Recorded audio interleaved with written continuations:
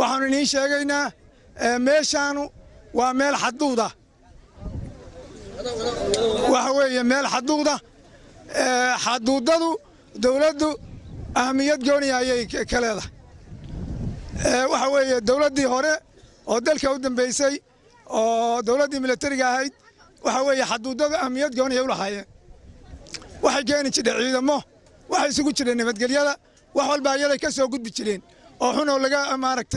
laga ilaalin jiray waxaanu leenahay meeshaan waa meel xaduuda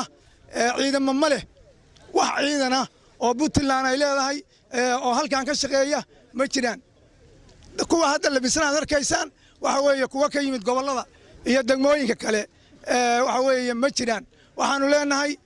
wax allaala waxa ka soo gudba oo khamrada iyo qashinka iyo tuuga waxay ka soo gudbaan jidkaan bay ka soo gudbaan wax allaala waxa khamrada ka soo gudba oo Puntland soo gala oo ilaa Boosaaso yimaada waxay ka soo gudbaan jidkaas